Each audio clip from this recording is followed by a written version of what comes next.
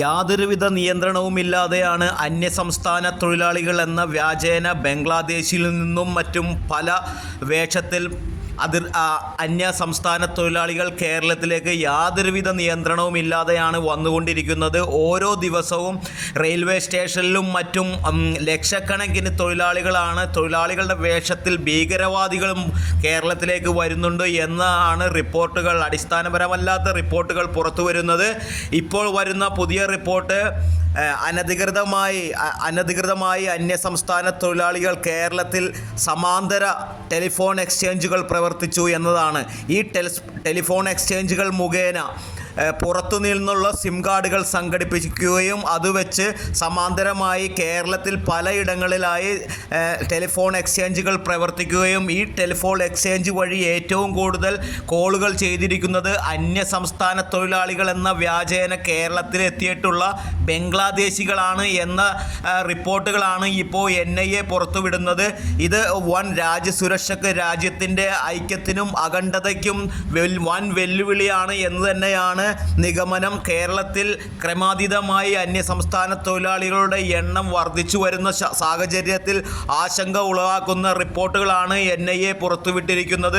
അന്യസംസ്ഥാന തൊഴിലാളികൾ എന്ന വ്യാജേന പല രീതിയിലും വന്ന് പല കുറ്റകൃത്യങ്ങളിൽ പെട്ടവരെല്ലാം കേരളത്തിൽ സുഖമായി ജീവിക്കുവാനും ഒളിവിൽ താമസിക്കാനുമുള്ള സാഹചര്യം കേരളത്തിലുണ്ട് എന്നതിനാലാണ് അന്യസംസ്ഥാന തൊഴിലാളികൾ കേരളം തന്നെ തിരഞ്ഞെടുക്കുന്നത്. വളരെ സേഫായിട്ടുള്ള ഒരിടം എന്നതിനാലാണ് കേരളം തന്നെ തിരഞ്ഞെടുത്തിരിക്കുന്നത്. ഈ കേരളത്തിലാണ് ഇപ്പോൾ ഈ പോപ്പുലർ ഫ്രണ്ടിനോട് കൂടി തന്നെ ഇവർ പ്രവർത്തിക്കുന്നു എന്നുള്ള റിപ്പോർട്ടുകളും ഇപ്പോൾ പുറത്തു വരുന്നുണ്ട്.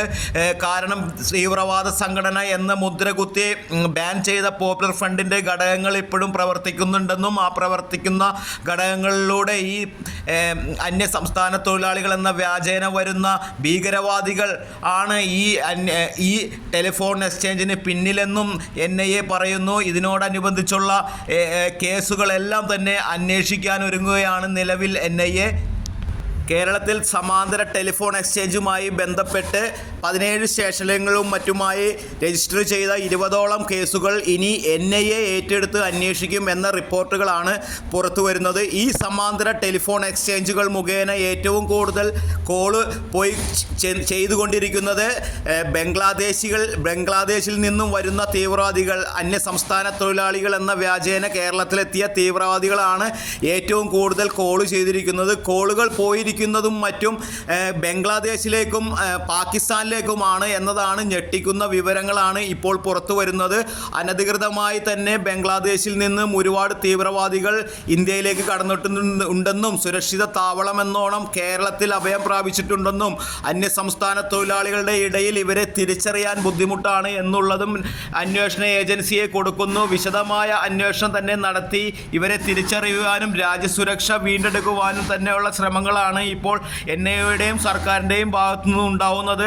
വളരെ കുറ്റകൃത്യങ്ങളിൽ ഏർപ്പെട്ട, പല ഭീകരവാദ കുറ്റകൃത്യങ്ങൾ വരെ ഏർപ്പെട്ട കുറ്റവാളികൾ ഇന്ത്യയിലേക്ക് കടന്നിട്ടുണ്ടെന്നുള്ള റിപ്പോർട്ടുകളുടെ അടിസ്ഥാനത്തിലാണ് അന്വേഷണം തുടങ്ങിയത്. ഞെട്ടിപ്പിക്കുന്ന വിവരങ്ങളാണ് സമാന്തര ടെലിഫോൺ എക്സ്ചേഞ്ചുമായി ബന്ധപ്പെട്ട് ഇപ്പോൾ നിലവിൽ കേരളത്തിൽ NIA പറയുന്നത്.